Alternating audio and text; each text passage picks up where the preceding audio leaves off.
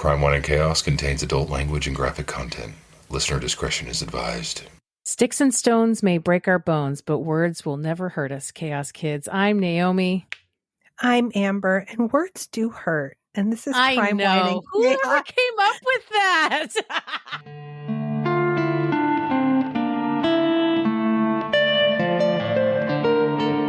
Somebody with low emotional intelligence? I don't know. I don't know. Yeah. It's something that we say as kids, maybe to make ourselves feel better about nasty words. I know. Gosh. Hashtag Gen X. Mental health isn't a thing. We don't need to nurture our children. None of that. There will be no nurturing here. And get outside. I don't want to see you again until the sun goes down. Wow. Yep. Hi, sister. Hi, sister. So many true things. Uh-huh. How are you today? I'm doing okay. I'm pretty sweaty. I mean, it's August. It's August. I'm uncomfy. It's just, this is what we do, but that's okay. Yeah, it's okay. All right. How about you? All right. I have been fighting a headache every day for like over a week. Like every day.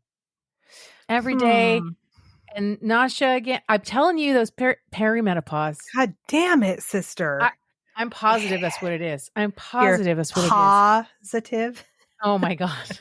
I hate that for you. I mean, I hate that for all of us, really, you know? Yeah. And a gentle pause to you. God. Wow. Well, I'm sorry. That's lame. It's fine. It's totally fine. Everything's fine. Everything is fine. Well, what are you drinking today, sister? You know what? I just have water because I just got off the treadmill. I know. It'd be like that these days. Look, it's crime and sometimes wine. Always chaos. We established this a long time ago. We can guarantee we could guarantee chaos. That's right. And we always have beverages, you know. Right. Sure. I'm here with my water every time. Although, you know, I could have grabbed a ginger ale or a ginger beer. That's some of that. Ginger ale. I did buy myself a little pack of they're like the little mini cans. It's that, what is it, like Fever Tree or something? Yes, those are so good. They're really delicious. And they sell they have a pack you could buy that's the little 5-ounce cans. Which like perfect for me because like it doesn't matter what the soda is, even if I love it, I can't drink a whole bottle or a whole can, like full can of soda. Like even just sitting there, like hanging out, like eating whatever, like I get like halfway through that glass or that bottle or that can, and I am just, it's like I'm good. I'm done. I'm fine. And it feels wasteful. I mean, you know, you don't put it in the fridge and then come back to it tomorrow, and then all the fizz is gone. No, it takes more than a day for that. I do it all the time. I'll take your word for it. That's just wasteful. This is coming from the gal who thought she could just put her ice cream on the side table when she went to bed, and it would. I was a child. I was a child. Well, you're like 12. I'm sorry. 13, something like that. Okay. Well. Okay. Come on, that'll never not be funny. I mean, do you have any announcements for the good of the order? No, because we just recorded a day and a half ago. Well, that's true. We did just record a day and a half ago. I mean, and now we're in the 200s. That's right. Officially. We're officially in the 200s. If you guys listened to episode 200, well, first of all, thank you and God bless you. That was a long ass fucking episode. And if you're here listening today, thank you again. Thank you always for listening because, you know, otherwise we're just screaming into the void. I mean, we were mostly screaming into the void in our lives anyway, but it feels less like the void when we know people are actually listening to the episodes that we record. Yeah. Oh, I have a little thing. Oh, okay. I discovered a new podcast. Yeah. called Murder Homes. And it's so interesting. And I'm only a couple episodes in, but it starts with a realtor that kind of breaks down like how some states have the law where it has to be disclosed and others don't. And in like there's like a statute of limitations in places, right? Like if it was in the last however many years, they have to tell you. But if it's older than that, they don't. Yeah, and they're in the biz, they're called stigmatized homes. And so I know she talks about how she pays extra attention to staging like it in the area where it happened. And then this guy also goes and like visits some of these homes and then there's people that want it because of that. And then there's people that didn't know that are trying to get out of their mortgage. It's very interesting.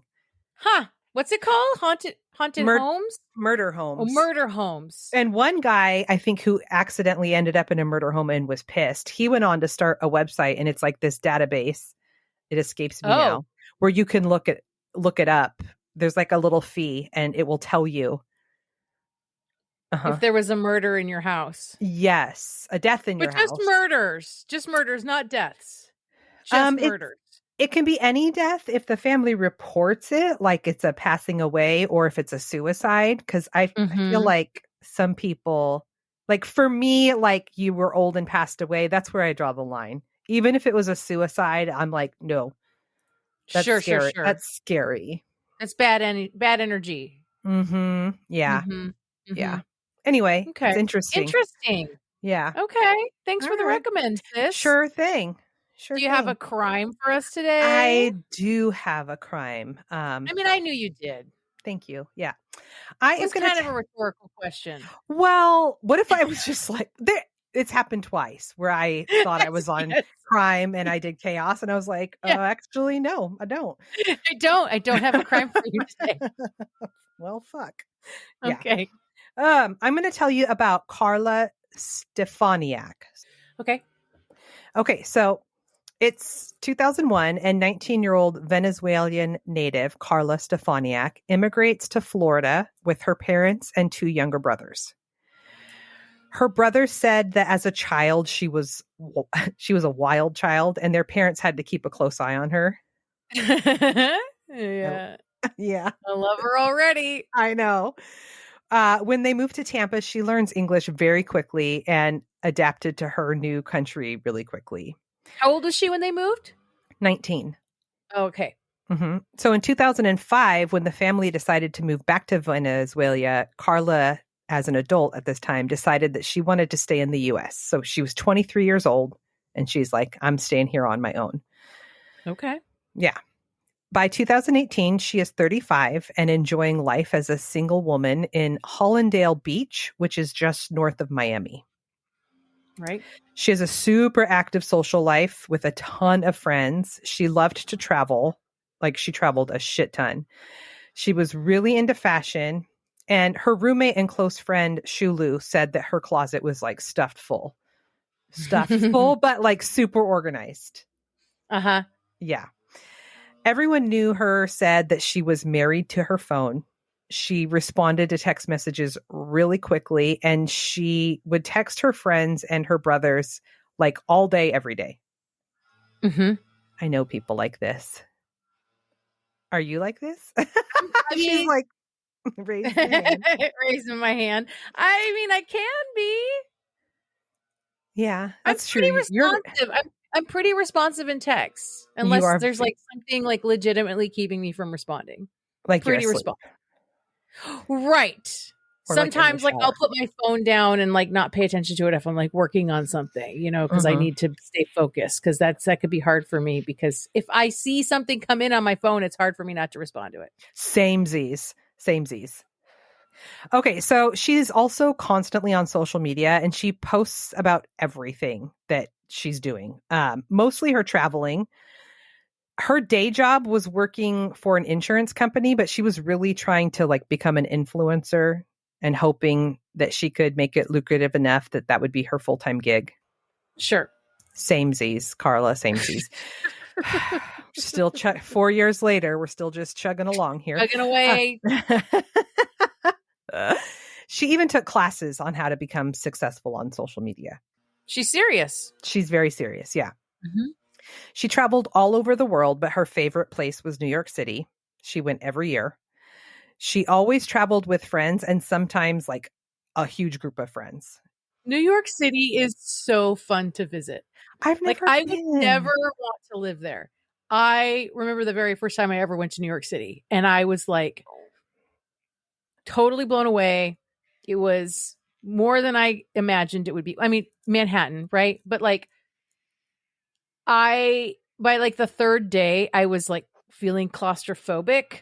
Oh, I was like, I can't see water. I can't see mountains. Like, where are the hills and the trees and the grass? Like, you know, and at that visit, I didn't see I didn't go to Central Park. Although Central Park is weird because it's just this like one place and it's surrounded by anyway.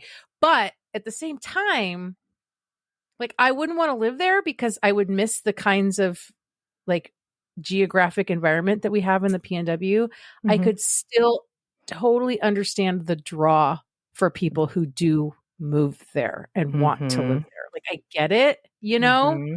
Yeah. And it is a really fun place to visit. Yeah. It's been on my bucket list for years. And as I've been on my treadmill, every time I hop on, I watch 2 episodes of Sex and the City. Yeah. Because that's, you know, the amount of time that I want to spend on there. And yeah, and it just makes it even more like, I don't know, it's romanticized. I'm like, I want to go there. But I mean, you know. yes, it is romanticized in movies and film, but it still is quite fun to be there. Yeah, one day. Yeah.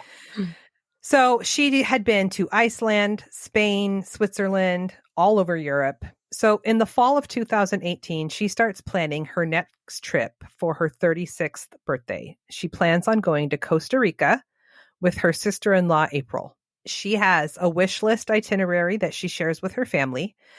And on Thursday, November 22nd, 2018, Carla leaves for Costa Rica. Her and April tour the entire country on their 6-day adventure, and it's all documented on social media. And she's still communicating with friends and family through WhatsApp like the entire time. On day 6 of the vacation, which was November 27th, Carla takes April to the airport because they had like a scheduling conflict. And so April is heading home a day before Carla. And her flight. 2018? Yes. Okay. Yep. So April's going home on the 27th. Carla's flight is the following afternoon on the 28th. Okay. She drops April off, returns the rental car, and then gets a cab for a tour through downtown San Jose. She goes to a market and she sends her friends a bunch of pictures of what she bought at the market. And then after the market, the driver says that he drops her off around 5 p.m. at a rental villa in Isuzu, which is a suburb of San Jose. Okay. And she makes arrangements for the same driver to pick her up the following day and take her to the airport. Okay. So she sends her brother and sister-in-law text messages about how nice this villa is. I saw pictures. It's like it is bougie AF. Yeah. Yeah. She was not afraid to stay by herself. She was well-traveled and had traveled alone many times. But this villa, it's also like in a super posh area and it had security. So she's like, no problemo. Yeah, we're good here. Yeah. But it was very remote. I've stayed in way less secure areas by myself. Oh my God. I'm trying to think if I ever stayed in a secured area. Right? I mean, yeah. I mean, most of my trips to New York, I've traveled mostly alone. I've stayed alone. Actually a bunch of my trips I've traveled and stayed alone. So yeah. Yeah. I tend to feel pretty safe in a hotel, but if I was staying in like a villa or like a rental house by myself, that would be a little bit weird. Well, you already have like a home alone like phobia. I mean, it's gotten so much better. Sure. But I'm saying like naturally you already have that tendency anyway. That's fair. Okay. Mm-hmm. Yep. Yeah. I mean, anytime I like to be surrounded by people if I'm alone overnight. Like someone's going to hear me scream. I know exactly what I know. I get it. All right. Okay, great. Well, this is not the case. It's super bougie. There's people around most like that work there, you know? So it's evening time. She's at her villa and she's texting people and she's saying that there's like a nasty storm that has rolled in. And she sends April a text that the power went out. And along with the text was a picture of her like completely dark room. This is story is just, why did you pick this story, Amber? Well, what had happened at first was this is Amber's worst nightmare unfolding. Mm-hmm. It really is. Well, I mean, I wouldn't be in the villa by myself. Let's start there. Right. So she mentions in her text messages that she's pretty freaked out, but the power does come back on. She sends a text that the power's back on, but that she's still pretty shaken. Okay. So then she has a FaceTime call with her friend in New York. And she was mentioning that there was a jazz club that she wanted to check out, but she was super tired and the weather was nasty. So maybe she would skip it and just stay in. Then she told him that she was thirsty, but there was no water in the room. And she was thinking about asking the security guard if he could get her some water. And then at 9 p.m., all of her communication stopped. She had lost connection while on the FaceTime call somehow. And then like nobody was able to get a hold of her. But her friends and family weren't super concerned because they figured since there was a nasty storm that maybe she lost just power went out again and she lost internet service, whatever. So the next day, November 28th, it's her 36th birthday, and both of her brothers send her a text wishing her a happy birthday, and neither of them hear back from her. Oh my, this is just like the gal in Auckland. Yeah. Oh, I know. The same, it was her birthday. Oh my gosh. And they sent her birthday texts. The family was sending her birthday texts and she wasn't responding. Oh. Okay. That's terrible. Oh my God. So her friends also send her birthday messages and they don't hear back, which is super unusual. Mm-hmm. And she also hasn't posted anything on social media, which it's her birthday and she would have been posting like, yay, me, happy birthday, me, like all the things. Yeah, right? Totally. Yes. Yep. So her roommate has a birthday dinner planned for her and she's scheduled to be back in Florida around 5:30 p.m. She has a couple of friends who are going to surprise her by picking her up at the airport and then bringing her to dinner where several of her other friends will be waiting. For her birthday. Yeah. Oh, no. Yeah. So her flight, or the one that she's supposed to be on, lands, but there's no Carla. And the friends are at the airport repeatedly texting and calling her and not getting any response. So then one of the friends goes up and speaks to a representative from the airline, and they learn that Carla was not on the plane. So now everyone is just thinking that maybe she missed her flight. Okay. So the disrupted FaceTime call that she was on with her friend from New York was the last interaction that anyone had with her. Mm-mm. I know. So her family contacts authorities. What was I doing last time that was special? North Carolina revival. The North Carolina revival. The Carolina revival. Oh my! Maybe I need to go back to having more wine. Maybe it right sizes also, me. I'm just gonna we could put a pin in this, but my prediction is the security guard did it. Keep going. Okay, first of all, well, that's like that. No, because you know what? Patterns are patterning, and I was thinking about that very famous case of the woman who was raped in her apartment. Yes, I feel like it was Jennifer Morley. I can't remember, but you probably got it right. Mm-hmm. And she didn't know who it was, and she called the police, and she was on the line with 911, and she was afraid. And he said, "Don't open the door, even if it's security. Saying it's security. Wait till the police come." And then it turns out it was the security guard. Yep, Piedmont Security, which was supposed to be like the next best thing to an actual having cops there. Yes. Right. Mm-hmm.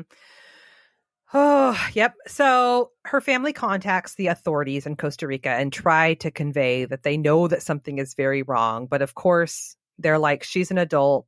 They don't take it seriously. They said they would have to wait 48 hours before a missing persons case can be opened. Okay, Puerto Rico. Yeah, Costa Rica. I'm sorry, Costa Rica. I think you said Puerto Rico before. There's no way. Maybe we'll never know. No. No. Side note, I've had friends that have gone to stay in Costa Rica and they had nothing but wonderful things to say about being there. Yeah, that's interesting because one of the things that they were talking about is that it's known for being just incredibly safe. And like really like clean and well maintained and just like a really overall like friendly place to go. Yeah. Yes. Yep. And it's a 3-hour flight from Costa Rica back to Florida. Yeah. Yeah.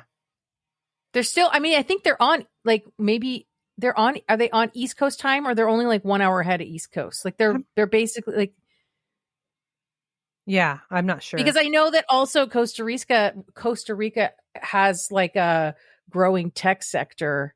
Mm-hmm. And they're used a lot of those companies down there set up and recruit down there and use tech workers there, and they call it instead of offshore outsourcing, they call it nearshore. And part of the draw is that you're still like within the United States, right? Like time zone range that they're that we're already accustomed to working with. I wonder if it's cheaper to live there. I'm sure it is. I'm moving there. Okay. Nope. No. Okay. Nope. Well, I'd like to visit. Visit? Yes. Mm-hmm. Okay. So Carla's family is like, fuck that. They're not going to stay quiet. Finally, they're able to convince the authorities to send a patrol car to her villa to see if she's there or if anything looks sketchy. So they go there and they don't find anything. All of her personal belongings were gone. There was no trace of her at all. What? So, yeah, like her luggage is gone. She's all off she goes. So they get in touch with the owner of the villa, and he says that he's going to talk to the security guard and see if he knows anything. Mm-hmm. Okay. Well, let's just mm-hmm. So look, I'm basically an FBI profiler. That's true. Well, should I keep going or yes, is that a wrap? Going. Okay. No, okay. Keep going. So her family and friends have started a group text thread of about 60 people. Holy shit. No, thank you. I know. First off, I don't know that many people. Second off, that they're getting dings all day long. Oh my God. Marissa would kill herself. She would just kill herself, or she'd go on a killing spree. She'd just kill everybody else. Like I think that's killing spree material. That's our younger sister, and she fucking hates the family thread. She hates a group text. The only group text she doesn't hate is like the sister one, and that's only if Amber and I are very cognizant and do not text it very often. Correct. It's got to be a good one. It's got to be a good one. Amber and I have learned that the only time we text the sister thread is if it's very important or it's so good it has to be shared, and then the responses have to be minimal. We can't go back and forth. There's no back and forth there. No. You know what? I feel the same way. I just so admire her ability to be like, I don't like this. I don't know why I don't have that. That gene skipped me. There is definitely like some relief that has happened since I'm no longer on the family group threads. It just doesn't stop. It never stops. It never stops. Yeah. Okay. Anyway, it's like a party line that's always open. It reminds me of when I was the room mom, when Jade was in elementary school. And like the most basic thing was so fucking hard of like, let's just pick a day and time. We don't need to. But it was all in email. Yes. Shut the fuck up.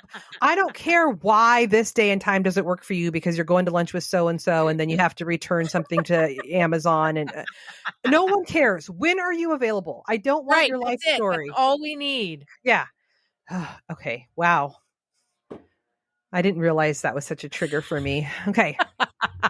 So they're in a group thread with 60 fucking people. These are probably 60 very cognizant, organized people.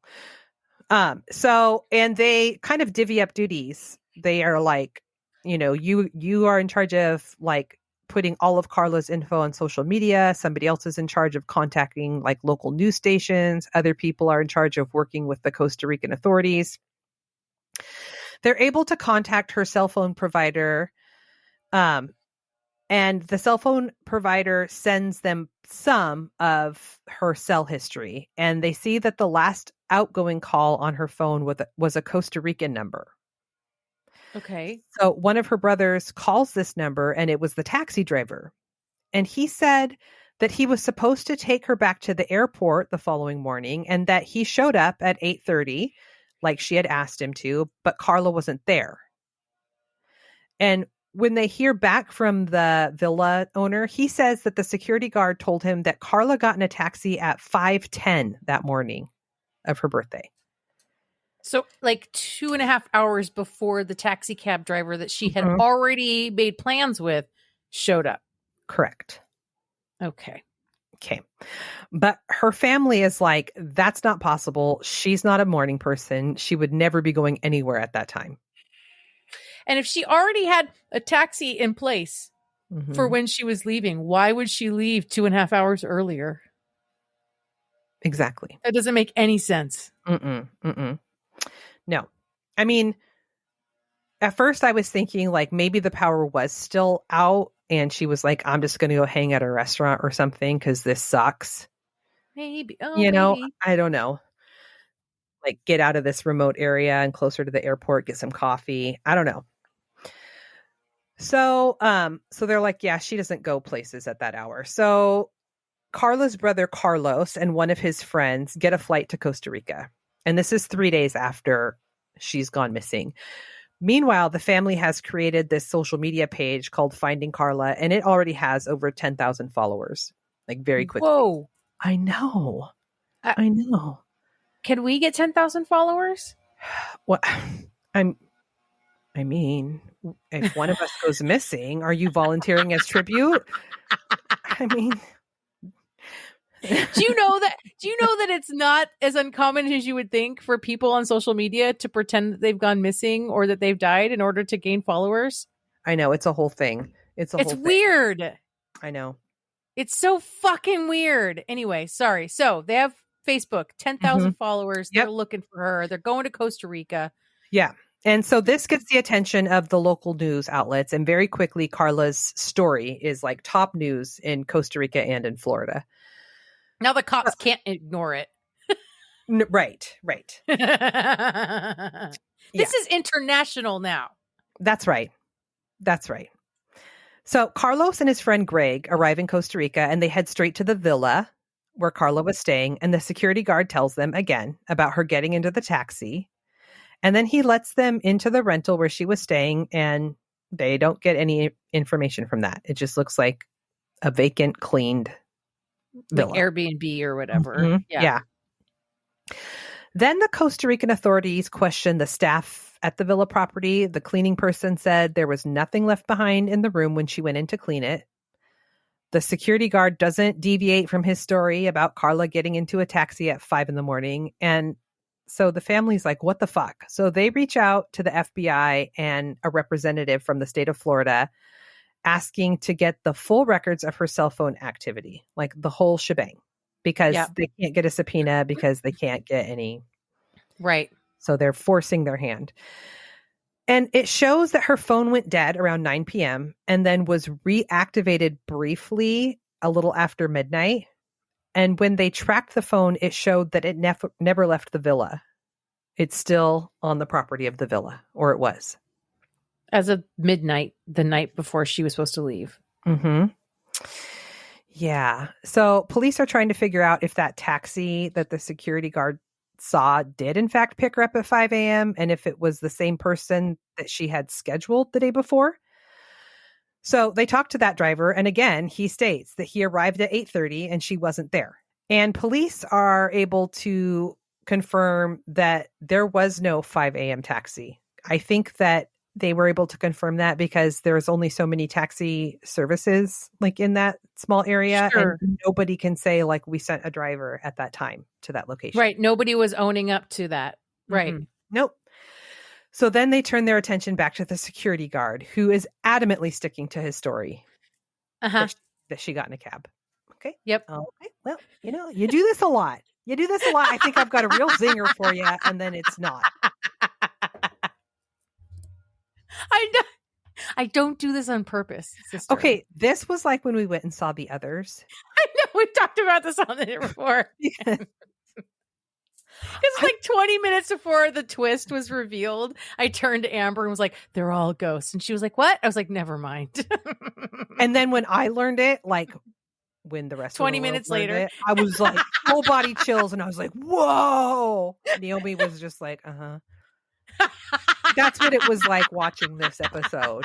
I was like, what happened to her? God. I'm surprised that I'm still living with my naivety in this world. But I'm so grateful that you are. But we could get 10,000 followers. Oh my God. Anyway. So let's look at the security guard. Yeah, it's December 3rd. The authorities go back to the villa to do a more thorough search of Carla's room using chemicals and police dogs. And they do find traces of blood throughout the room. And they find that the room had been disinfected multiple times with bleach and vinegar. Mm-hmm. So they're still hoping that Carla is still alive somewhere. So a massive search is done in the area around the villa. And just a few hours later, authorities call Carla's family to tell them that a body had been found just steps away from her room. The whole time. Mm-hmm. Yeah. So Carlos, who was still in Costa Rica, had to go identify the body, and it was, in fact, Carla. With her was her luggage, her cell phone, her laptop, and her passport. Where was she found? In like a little wooded area, just sort of off the main property.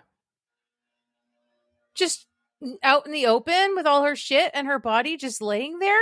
It wasn't super in the open, but it was still like on the property. But she wasn't buried or anything. She wasn't like hidden in any way. No. I know. So just a few hours later, 32-year-old Bismarck Espinoza Martinez, the security guard from the villa, is arrested. It was the FaceTime call with her friend from New York where the last thing she said was that she was going to go talk to the security guard for water that let them know that this was the last person who saw her. And the security guard at the time was living in the unit next door to where Carla was staying. I know. The autopsy revealed blunt force trauma to the head, broken vertebrae, and multiple stab wounds.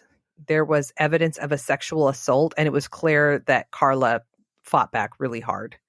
Fuck yeah, she did. Mm-hmm. It is believed that when he came to her room with the water, he attacked her. After he disposed of her body, he used his access to the cleaning supplies to clean her room. This fucking piece of shit. This Espinoza Martinez never confessed to killing Carla, but he was found guilty of second-degree murder and sentenced to 16 years in prison. Her family filed an appeal requesting a harsher sentence, and they are still awaiting a court date for that. Oh my God. On her birthday, on vacation, on the day she was supposed to fly home. Well, sister, thanks for that. I fucking hated it. You're welcome. You know what? Women should be able to travel alone and enjoy a beautiful remote villa. Yes, absolutely they should. And until it's not all men, it's all fucking men, you know? Yeah, and let's what's our vetting process for these security people? And how come you don't see female security officers? Yeah. Not enough of them anyway. Right? Mm-hmm. I don't know how well the program is up and running or like how much it's working, but at some point, like a couple years ago, I opened up my Lyft app to call a ride, and it popped up this little bubble that was like, hey, do you want to enroll in the, like, I don't know what they called the program, but basically it was like, we send you a woman driver. Mm-hmm. Yeah. And I'm like, fuck yes, I do. I use and I'm that. assuming that you only get women drivers when there's women drivers actually driving and available near you when you ask for a ride. Correct. But I have that permanently set that way. And when I was in LA, I think we took Lyfts probably like 10 times. And I think out of those, we ended up with like 4 female drivers. As somebody who has traveled alone extensively and taken many Lyft rides by myself, I can tell you I am always grateful when it's a woman that picks me up. Me too. Can you hear that? No. Is it weed whacking again? Yes. It's been going on basically since you hit record. It's driving me I can't nuts. hear it. I can't hear it. Yeah, but you know what? You said that last time about I told you I couldn't hear the traffic when you had your window open, but you heard it when you were editing. Yeah, but it was pretty light. It was pretty light. Let's hope that's true. Are you ready for a chaos story, sister? Yeah. Okay. I just want you to know that I got this story after I watched this delightful movie recently that was based on the true events. And so it's a new-ish movie. It came out last year, like late last year. Mm-hmm. So this is a spoiler. Okay. Just for the record. But I don't think it spoils like enjoying the film because the film was delightful. So I'm going to tell you about something that happened in Littlehampton. Okay. So Littlehampton is a seaside resort town in Sussex on the south central coast of England. A human settlement at the site of Littlehampton can be traced back to prehistoric and Roman times, although known by a different name. For a long time, it was a fishing community, but by the 1700s, it had become a port. And this is when it started to develop from a fishing village to a holiday destination. Some very notable writers and painters were known to have spent time there, including Lord Byron. Oh. Eventually, a rail line was built passing through town, and a cross-channel ferry to France was also added. The town's population grew exponentially, and by the 1920s, it was solidly in its resort town era, earning the nickname the Children's Paradise. Is there like a theme park there? No. Oh. It's just a seaside town. Okay. Today, just north of Littlehampton is the world headquarters of The Body Shop, which is a major employer in the area. But the events we will be talking about today take place in Littlehampton in the early 1920s.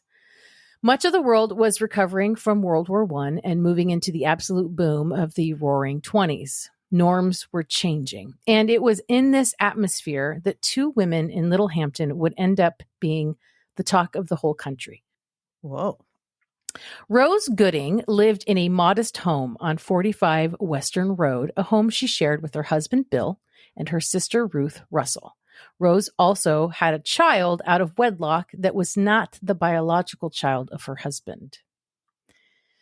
The next-door neighbors in 47 Western Road was Edith Swan and Edith's father, mother, and 2 brothers. The 2 homes shared a passageway and a garden. Side note, in England, garden means backyard, basically. Oh, interesting. Okay. Did you not know that? I didn't. It took me a minute to figure that out. At some point years ago, I figured it out. I was like, why do they keep calling it the garden? Isn't it just the backyard? Oh, it's the backyard. They call it the garden. Oh, okay. Reportedly, Rose and Edith were good friends for a while. But that changed in early 1920, probably from some kind of neighborly irritation of some sort.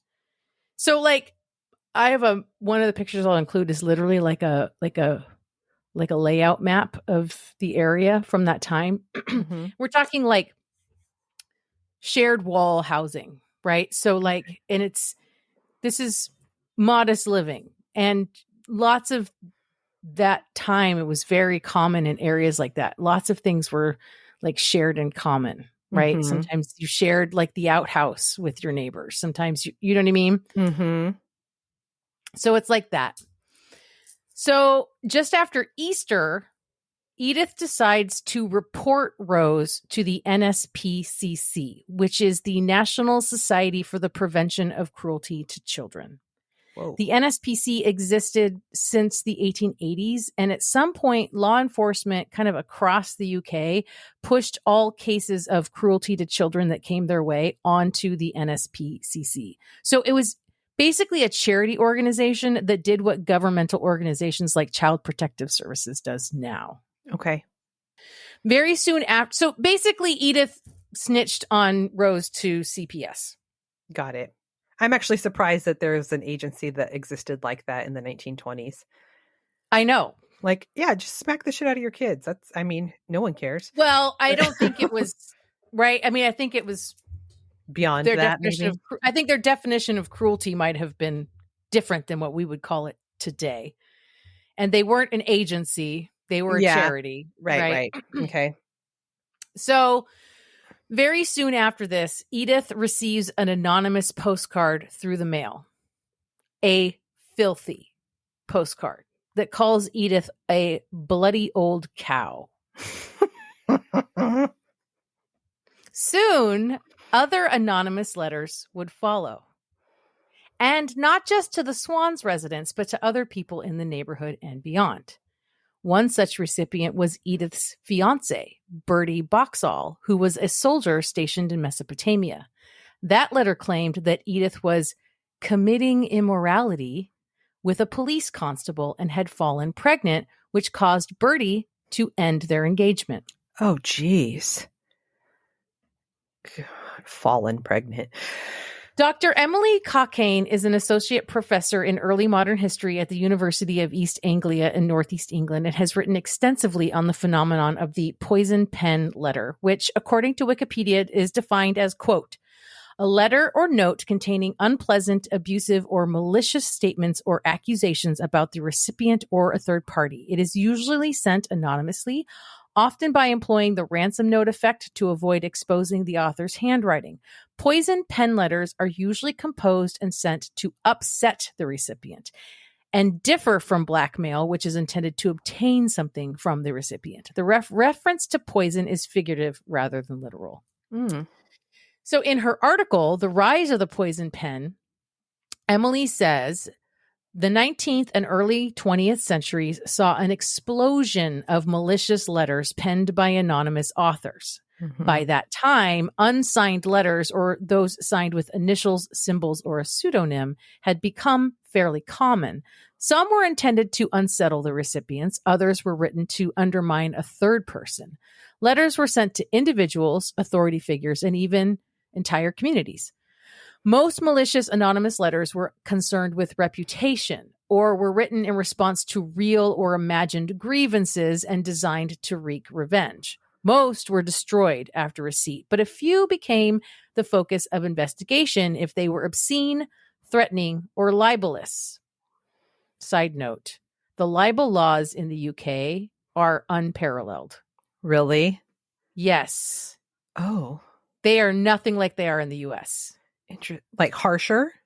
Yes. Interesting. It actually hinders the press. I have a whole other story I've been wanting to cover for a long time, but I haven't been able to retrack down the documentary I need to watch in order to tell it to you. And the libel laws of the UK get talked about in that as well, and how it can hamstring the press. Which is interesting because they're like paparazzi tabloid insanity over there. Yeah. Yeah. It's wild. It's wild. Also, this is giving Circleville and the Watch Your House vibes. Oh my God. I actually mentioned Circleville in here. Okay. Yes. Yeah. Yes. Okay. I'm going to continue. I'm still quoting from this article. Okay. Of what's her name? Sorry, Emily. Okay. So the introduction in 1840 of the prepaid penny post improved the privacy of the mail, which increased still further in the 1850s with the installation of pillar boxes or mailboxes, right? Like we have like next to the grocery store, right? Oh, that was a new addition, right? Your outgoing mail can be anywhere. Right. You were like handing it to your letter carrier or taking it to the counter at the general store. You could go just drop it in a box now, right? Mm-hmm. In 1870, attention was drawn to the nuisance that the new halfpenny post was likely to become by mischievous persons sending obscene, slanderous, or grossly offensive remarks on the open cards. Half a century later, during the interwar period, the media fixated on reports of epidemic campaigns during a heyday of anonymous letter writing. Victorian fears that poor people with ill intent would be likely to send abusive anonymous mail had turned out to be unfounded. Anonymous writers were often affluent men who appeared, outwardly at least, to be respectable members of their communities. Mm-hmm.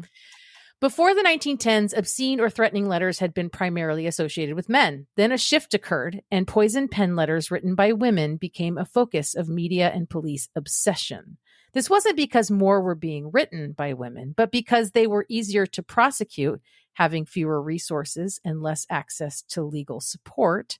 And such actions were deemed more scandalous, contrary to societal expectations of femininity and unladylike behavior. Okay. When such letters proved to have been sent by the recipient's neighbors, their perceived corrosive impact on the community only increased. Letters that included explicit language and threats baffled investigators and excited reporters. In general, female suspects faced greater scrutiny than their male counterparts. Mm-hmm. A notable feature of decoy cases was a police reluctance to look beyond an initial suspect, usually a woman deemed rough. Okay. Rough. Right? Mm-hmm. The wrong kind of woman was definitely the one that was sending these letters, right? Yeah, of course. Yep. And so this is the time we find ourselves in when these obscene and very unladylike letters are circulating in Littlehampton. Mm-hmm. Most of these letters went to people who were in some way in Rose's circle, and some of the letters were actually signed with the initials RG. Oh, Rose is getting set up. It's worth noting here that Edith is described as a snobbish spinster, while Rose is working class with that child that she had out of wedlock. And while they lived right next door to each other and their houses shared a wall, there was definitely a bit of some kind of classism going on here. Interesting. So, with very little real evidence that Rose actually wrote these letters, in July 1920, Edith went seeking advice from local justices of the peace, who told her to go find herself a lawyer for help in the matter. Mm-hmm. Edith's lawyer advised they should privately prosecute Rose, which they submitted to the courts in September. This led to Rose being held in Portsmouth prison until December while waiting for the case to go to court in Lewes. On what evidence? What does privately prosecute mean? Is this like a civil thing where they're actually jailed? That's what I thought, except that then Rose goes to prison, and I'm like, how does this work? That's weird. Private citizens can get you sent to jail? I do not understand what was going on in England in the 1920s. Okay. Yeah. There was no handwriting expert involved in this case, but Rose was found guilty anyway. She was sentenced to 2 more weeks in prison since she had already been locked up for 2 months prior to trial. Rose was released right before Christmas. Oh my God. And right after that, within the last couple of weeks of December 1920, letters started showing up through the mail again. Edith went back to the police and reported Rose just a few days into January of 1921. Rose was under heavy scrutiny, with the police becoming much more involved in the case now. Rose was brought back to court. With circumstantial evidence and witness testimonies, the jury began deliberating and had requested to actually see Edith's handwriting, but this was denied. So this might allude to some doubt in the minds of the jury, but they concluded that Rose was guilty of writing the libelous letters to Edith, and Rose was sentenced to 12 months in Portsmouth prison with hard labor. Oh my God. 12 months and no evidence at all? Except these letters. Wow. So Rose is in prison, but the letters are still circulating, which surprised a lot of people. There was no way these letters were coming out of the prison because everything going in and out was checked. This is very Circleville letters. Yes. And also, I was just going to say, when she did the first 2 months, was like, whoever is doing this knows that she's there and they've stopped, because that would be an immediate gotcha if, you know what I'm saying? So it's interesting that they're circulating while she's in prison. Yes. Right. Mm-hmm. But these letters were in the same handwriting as the ones that had been attributed to Rose. And this is when people started to get really suspicious because it looked like Rose was being set up. Mm-hmm. And then a notebook was found in Littlehampton, a notebook filled with obscene language, all directed at Edith Swan. And then, to the surprise of the Swans and probably all their neighbors, the police did a thorough inspection of the Swans' home. That's when they found some very damning blotting papers. I got you. Blotting papers is a... What? Amber made this face like, what? I got you. Blotting paper is a highly absorbent type of paper used to absorb ink or oil from writing material, especially back when quills and fountain pens were the writing instrument of the time. Okay. So after you wrote, you would blot what you wrote. Sure. Like blotting your lipstick. Right. Mm-hmm. Often what would happen when using blotting paper is the paper would be pressed to the page with the wet ink and a mirror image of the writing would be absorbed onto the blotting paper. Mm-hmm. On the blotting paper they found at the Swan residence, police were able to single out certain words and determine that they were in Edith's handwriting. Some of the words were so clear that the police could pinpoint exactly which letters these blotting papers corresponded to. Edith, you dum-dum. With the mounting evidence to prove that Rose Gooding did not write any of the libelous letters, it was only a matter of time before her conviction was overturned and she would be released from prison. After serving about 2 months of her sentence, Rose's conviction was overturned by the Court of Criminal Appeal and she was awarded £250 in compensation, which would be like £10,000 in 2024. Okay. So Rose comes home. And the letters were still showing up, and now they're targeting the new neighbors on Western Road, Violet and George May. George was a cop. Violet and George had just moved into the police cottage at 49 Western Road on the other side of the Swan residence. Mm-hmm. Edith had already drawn the new neighbor Violet into a fast friendship by way of gossip about these scandalous letters. So Rose is acquitted, but Edith isn't charged? That's right. She's still just vibing and sending letters. That's right. Okay. And now she's buddying up to Violet, the wife of the cop that just moved in next door. Oh, no.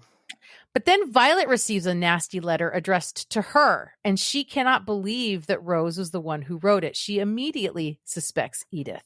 She turns that letter over to her husband, and this sparks a wider investigation into Edith and keeping tabs on her. Edith. God, this is weird. In August 1921, Gladys Moss, who was the first female officer appointed in Sussex in 1919, was sent to Littlehampton to begin staking out the Goodings and the Swans. She did most of her surveillance from the home of Violet and George. Okay. Nothing noteworthy happened until the 27th of September when Gladys saw Edith throwing a piece of paper at the back of the police cottage. Gladys told Violet to go grab the piece of paper for her so she could examine it. The letter was specifically addressed to Violet and made offensive comments about George. So Gladys confronts Edith with what she's witnessed and the letter in hand, who denies it. But what Gladys has seen apparently still isn't enough to secure a prosecution, and she needs more evidence. Then why is she on a stakeout? If she can report back that she saw her, what? Having watched the film, and the way that they portray Gladys and how that all went down. I'm going to say sexism. Okay. She's the first woman on the police force in the entire county in 1919, 1920.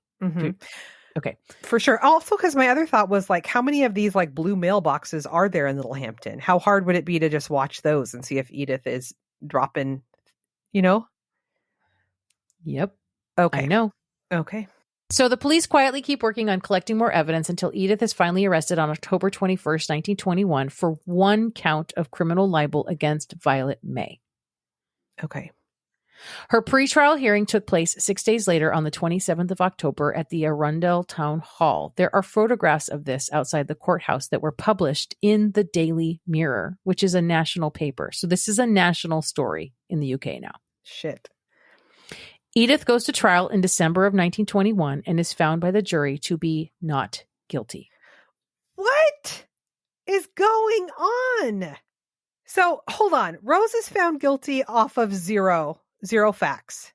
Edith is found not guilty off of a police eyewitness. And what is it just like? Because freestyling over there? What's going on? This classism. Gladys probably was pretty frustrated after working so hard to get evidence that Edith was the one who was writing these letters. Edith was clearly emboldened, thinking herself free and clear at this point, and the letters resumed. In the public eye, it was still widely believed that it had been Rose all along. The letters continued for another year and a half. Steps were taken again in mid-1923 to collect evidence against Edith. A collaboration was formed between the police and the General Post Office. They literally set a trap. Okay. The GPO sent out 2 special investigation branch clerks to set this trap for Edith. First, a small group of stamps were marked with invisible ink. And the Beachtown sub-post office was instructed to sell them to Edith because this was the post office they believed she was using at the time. She bought those stamps, marked with that invisible ink, on the 23rd of June, and then they just sat and watched the mailbox just outside of the post office and waited for Edith. I'm sorry, invisible ink? This is like Inspector Gadget. I fucking love this. One of the clerks saw Edith post 2 letters, and they went and grabbed them from the mailbox. One was addressed to her sister and was of no interest, but the other was addressed to Littlehampton's new sanitary inspector. This letter was nasty. And without missing a beat, Edith Swan was asked to join them in the post office, and there, right in front of her eyes, giving her nowhere to hide, the invisible mark on the stamp was revealed. Oh my, this is like a cartoon. What is going on? Edith denied everything, of course, but was still charged on the 4th of July. After Edith's final trial, the jury found her guilty. The judge still could not grasp that Edith would have been able to write such foul language, but the jury had decided. So Edith was sentenced to 12 months in prison with hard labor, just like Rose had received. After years of proclaiming her innocence, Rose and her family were finally able to move on from this nightmare. Jeez. That's so wild. What? And that is the Littlehampton letters scandal. Okay. The movie that I watched is called Wicked Little Letters. It's delightful. I rented it on Amazon Prime, and then like a week later, it was brand new on Netflix for free. So you can watch it streaming pretty much anywhere right now, and it is so fun. What? That's fun. Okay, but what's the... Okay, now basically we're doctors. What is the pathology of Edith? Like what? Why? It is... I don't know. Was there any speculation in the movie of like what? The movie portrayed it very much like the way that the movie portrayed it. Of course, it's just this is a fictionalization of it, right? And the way that the movie portrays it is very much like Rose is this brash, loud, free spirit, and Edith is this pious, repressed old spinster who has no voice.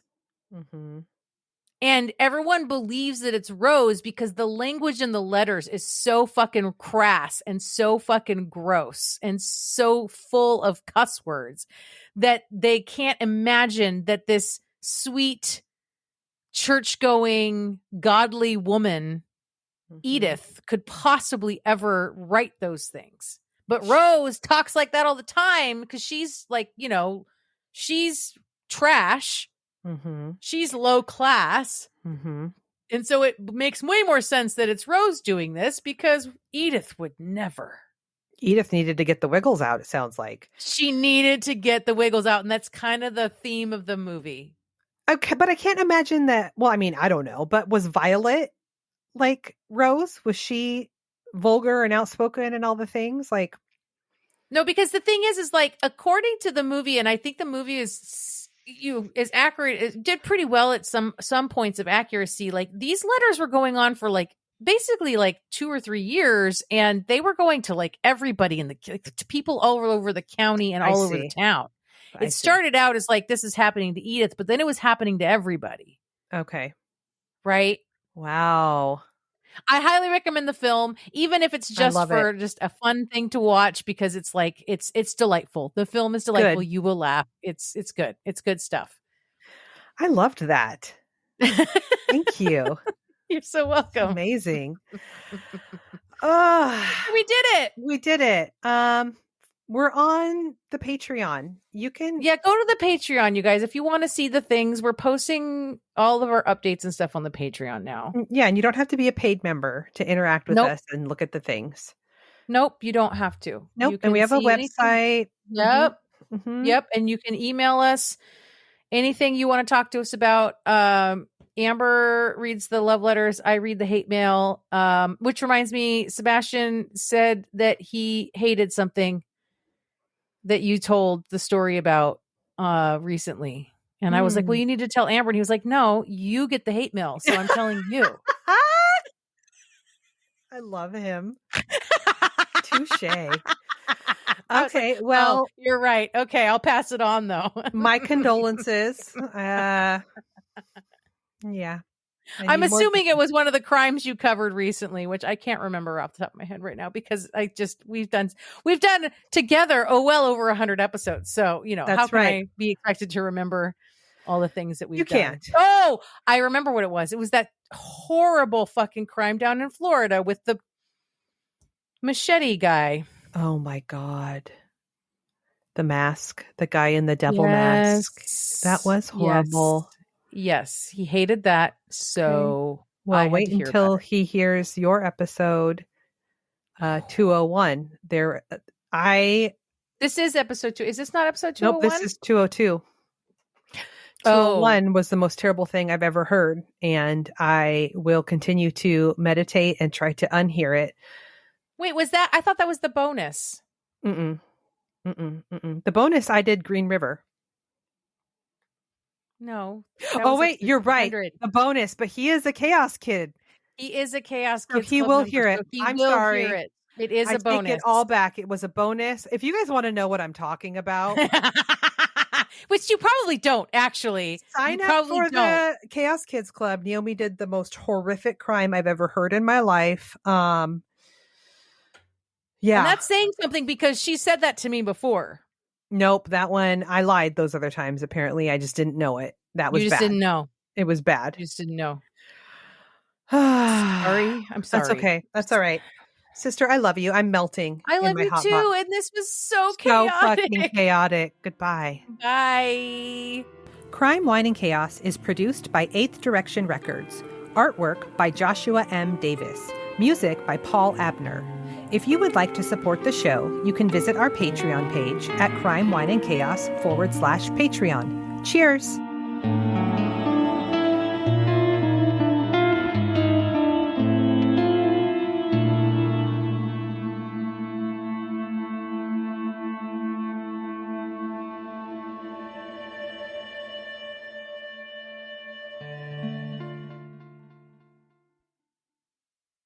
Can we get 10,000 followers?